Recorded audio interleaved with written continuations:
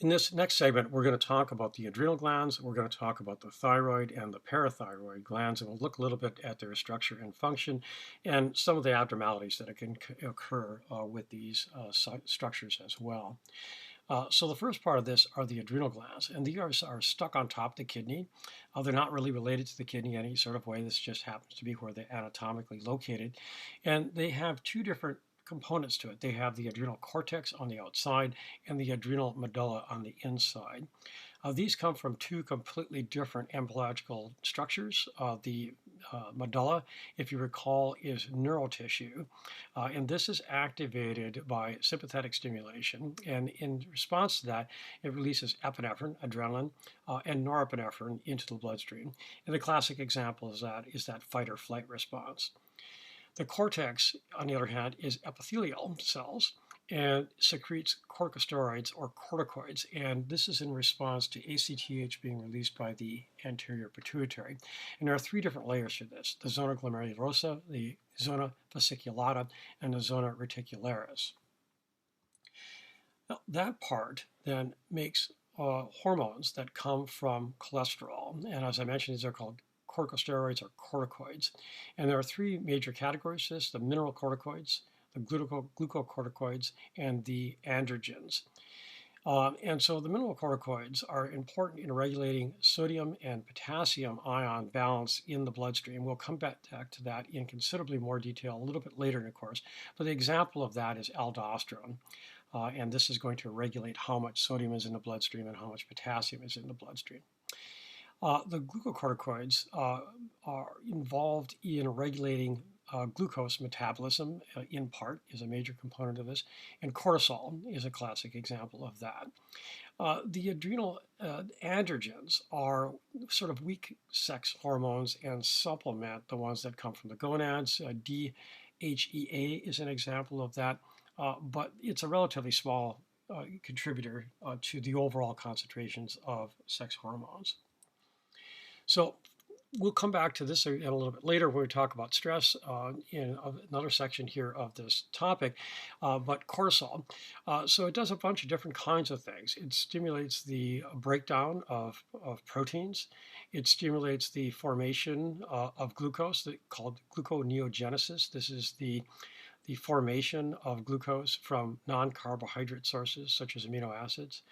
It inhibits glucose utilization, and what I mean by that is the pickup by cells, and so it enhances the amount of blood glucose levels and the source of blood glucose. It stimulates lipolysis, and what I mean by that is it breaks down fats into free fatty acids and dumps those into the bloodstream, and this can then provide a fuel source in addition to the elevated glucose levels. Exogenous glucocorticoids are used clinically to suppress immune response, and the advantage of this is it helps to inhibit inflammation. So if the immune response gets jacked up too much, the inflammatory response that occurs as a consequence can be damaging. And so just recently in the news, for example, President Trump received glucocorticoids to inhibit the immune response in his lungs in response to COVID. And the idea there is you're trying to suppress inflammation that might otherwise be damaging to the lung tissue. But this can have negative side effects as well. And particularly over the long term in high doses, it generates something referred to as the steroid crazies. That is, that can make people jittery and agitated and nervous and influence their ability to sleep. And so there can be some chronic negative effects to this. And there are other ones as well, and you can read more about those in your text. This shows you the three different layers that are in the adrenal cortex. And it goes through and shows all of these pathways of the production then of these different components: the mineralocorticoids, the glucocorticoids, and the sex steroids. I'm not going to expect that you memorize these individual pathways, but I do want you to know what the end product is. So in this case, in the mineralocorticoids, it's aldosterone, and this is the one that we're going to be discussing in considerably more detail when we start talking about kidney function, for example. And then for the middle group here, the glucocorticoids, it's cortisol is the major one here that we'll be concerned with. And we just mentioned here on the top part of this slide some of the functions of cortisol. And then this last layer makes these androgens, these weak sex steroids. And again, they're just there to supplement what are produced by the gonads. So the adrenal medulla is a separate structure we've discussed before, and this is activated by sympathetic activity, and it releases epinephrine and norepinephrine into the bloodstream. So although the effects are very similar to the effects of releasing norepinephrine, for example, from those varicosities, from those postganglionic axons, this lasts a lot longer, about 10 times longer, because, well, it's being dumped directly into the bloodstream and going everywhere in the body. So the classic example here is mediating that fight or flight response. It does other things as well. It prepares you for exercise, for example, but it does this in a variety of important sorts of ways. It increases cardiac output by increasing the strength of contraction. So stroke volume goes up, it increases heart rate. A combination of those then increases cardiac output. It increases your rate of respiration. It makes you more mentally alert. It dilates coronary blood vessels to get better blood flow to the heart. And it elevates metabolic rate. And in part of that then is elevating blood glucose.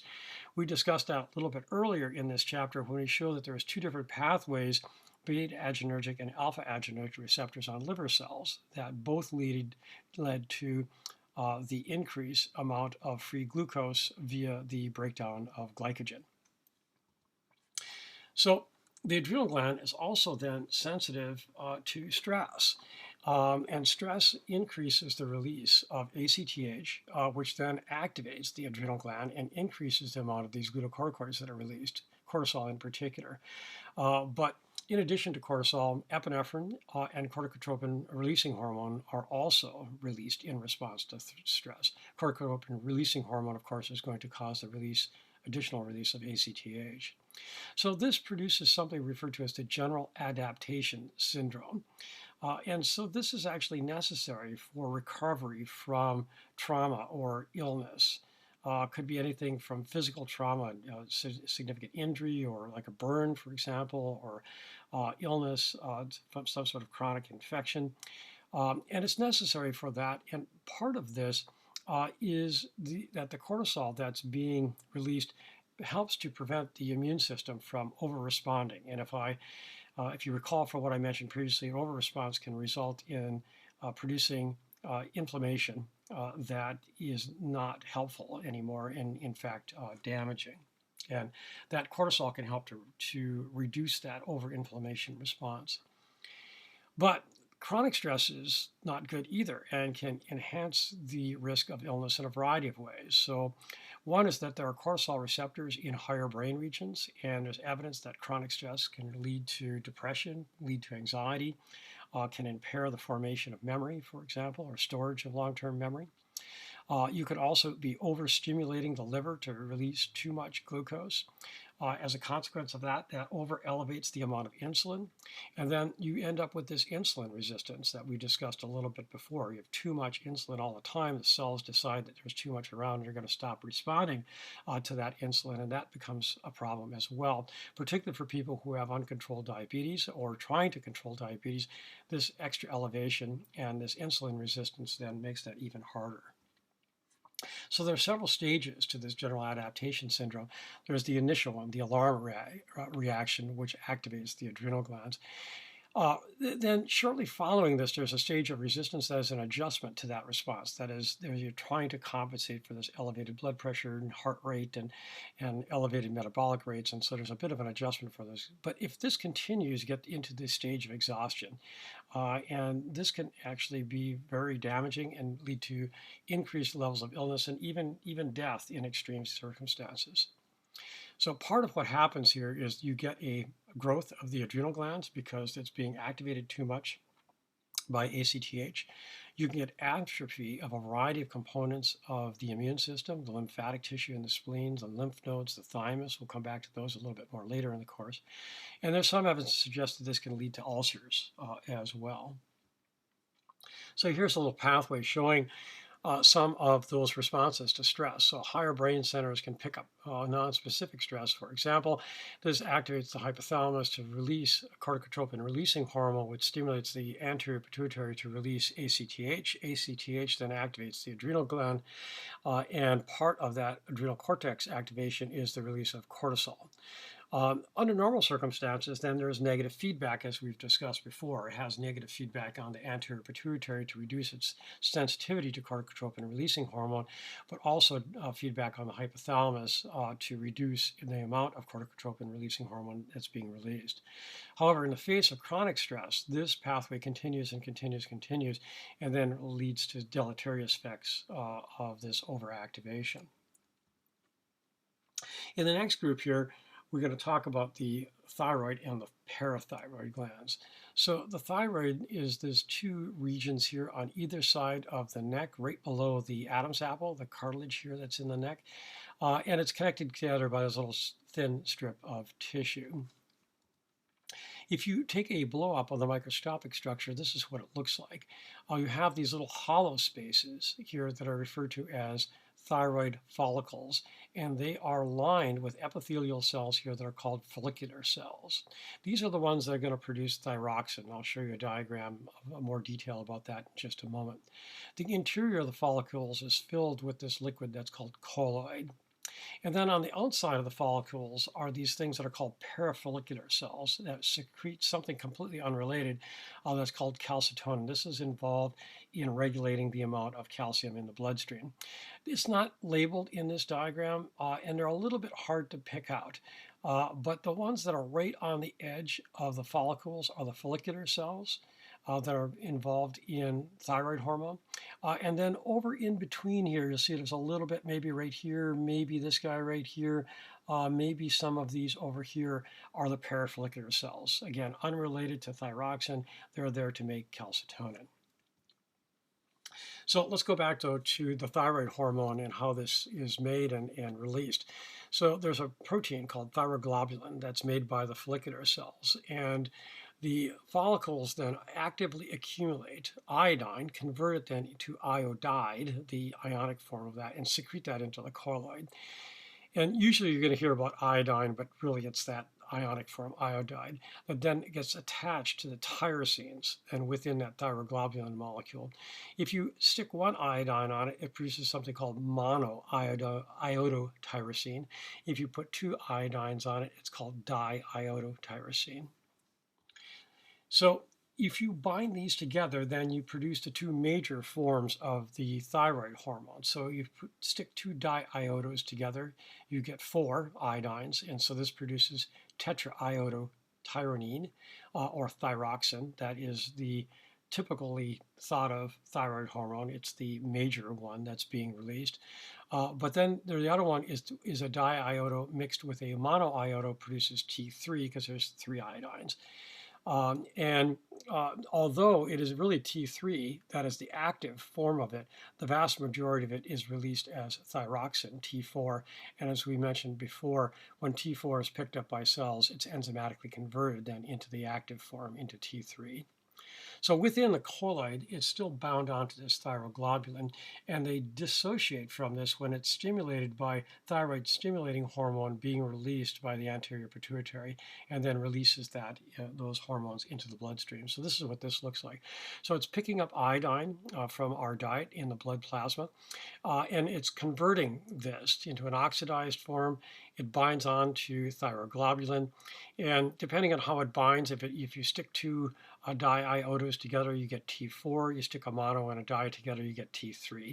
As I mentioned, they're still bound onto this thyroglobulin until it gets stimulated by thyroid stimulating hormone, which via exocytosis here then causes the release then of T3 and T4 then into the bloodstream. So thyroid hormone does a lot of different kinds of things. It stimulates protein synthesis, so it's really important during development. And another critical part during development that we'll come back to here in just a moment is it's critical to the maturation of the nervous system. It's critical to the support of the nervous system, even adulthood, but it's critical during development even more so. It elevates cellular respiration and therefore elevates metabolic rate, and we'll come back to that here in just a moment as well. But let me take a little sidestep here and come back to the other ones, the parafollicular cells that make the calcitonin. And what these are designed to do, what this hormone is designed to do, is to reduce the amount of free calcium in plasma.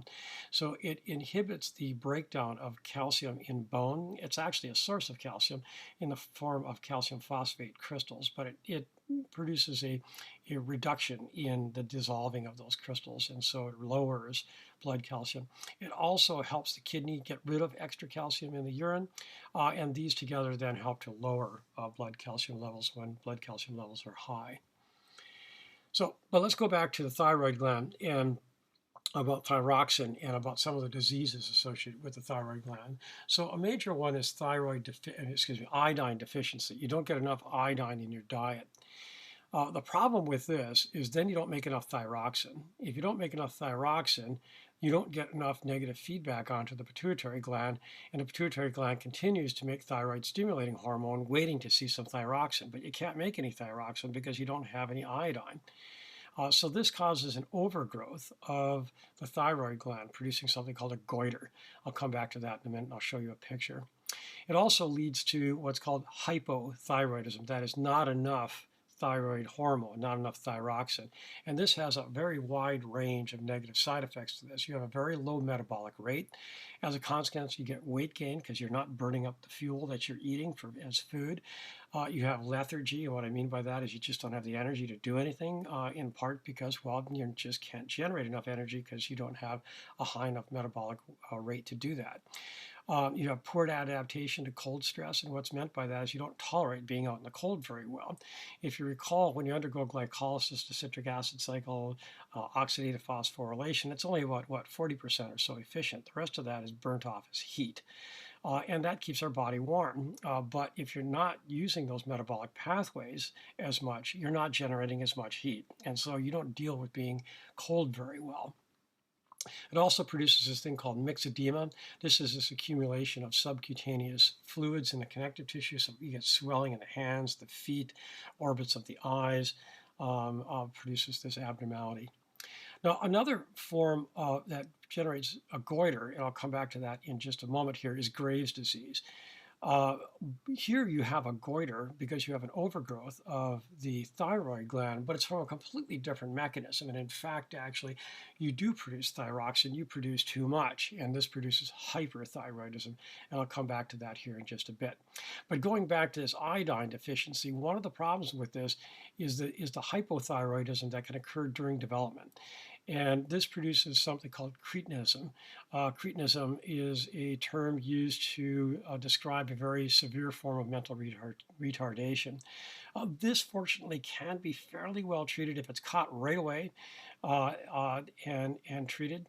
But also, unfortunately, this is the most avoidable form of mental retardation. There isn't iodine everywhere in the world, and particularly people who are far away from the coast have a difficult time getting enough iodine in their diet. And in most of the civilized world, the advanced world, the Western world, they have iodine in salt. So when you go buy your little box of Morton's table salt from the store, you'll notice it's iodized, as they add a little bit of iodine to it so that you don't have iodine deficiency. In some parts of the world, they don't do that. And as a consequence, it's actually almost free. It's really, really cheap to do that. So it's inexcusable, actually, that doesn't happen. But as a consequence, there isn't enough iodine in a diet, and then there isn't enough to make thyroid hormone. And these babies then are hypothyroid and can end up being mentally retarded as a consequence.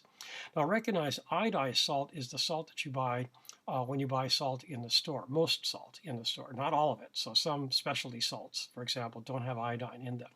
Also, I understood recently that salt that's in processed food, so there's a lot of salt in, say, processed soups or in your Big Mac, for example. And my understanding is that doesn't have iodine in it. And so even though you may be getting excess salt in your diet, we have way too much salt in our diets, have to be careful about those having adequate amounts of iodine in them. So here's an example of comparing hypothyroidism with hyperthyroidism. As you can see, it's basically the opposite to each other, and relatively significant kinds of problems that can occur in both directions. So in hypothyroid, for example, you have impaired growth, but you have accelerated growth. In hyper, people who are hypo are lethargic. They just don't have any energy. They sleep a lot. People who are hyper are overactive and they can't sleep enough. People who are hypo have intolerance to cold. People who are hyper are overheated and are intolerant to heat. There are changes in the texture of skin, for example, with hypo. You don't perspire much with hypo, but you have excessive perspiration in hyper. It affects cardiovascular system, so you have a slow heart rate, but a fast one in hyper, but slow in hypo. It affects the GI system. Motility is slowed in people who are hyper, in people who are hypo, but motility is accelerated in people who are hyper. Even emotional issues. So people are depressed and apathetic in people who are hypo, but you can be nervous and jittery in people who are hyper. So lots of different kinds of changes that can happen in people who are either hyper or hypo. And these are not actually uncommon issues in people. So for those of you who are going to go out and treat your patients, you'll likely encounter patients that are either both hyper or hypo. So here's an example of how iodine deficiency then causes this goiter. So the hypothalamus is producing thyroid releasing hormone, which activates the anterior pituitary to produce thyroid stimulating hormone. And this then causes the thyroid then to produce thyroxine. That's if there's enough iodine around. And if it produces adequate amounts of thyroxine, then you get these negative feedback pathways that then both work at the level of the anterior pituitary and at the level of the hypothalamus to bring this back down to a normal level. But if there isn't enough iodine, there isn't enough thyroxine being made. And so there really is not enough negative feedback, and the anterior pituitary keeps on spitting out thyroid stimulating hormone. And as a consequence, this causes the thyroid to grow and grow and grow and form a goiter. It doesn't help a whole lot because it still can't make enough thyroxine. And so here's an example of a first person who has a goiter. This is referred to as endemic goiter. Because this person is not getting enough iodine in their diet. And as a consequence of not enough iodine, they can't produce enough thyroxine. Because they can't produce enough thyroxine, they produce too much thyroid stimulating hormone. Because they produce too much thyroid stimulating hormone, this causes an overgrowth then of the thyroid gland. Now, another aspect of this is hyperthyroidism. And so Graves' disease, although this ends up with a goiter, it's not because they're not making enough thyroxine. This is an autoimmune disorder where the person with this illness makes autoantibodies, their own antibodies, that act like thyroid stimulating hormone. They bind onto the receptors for thyroid stimulating hormone and cause an overactivation of the thyroid gland.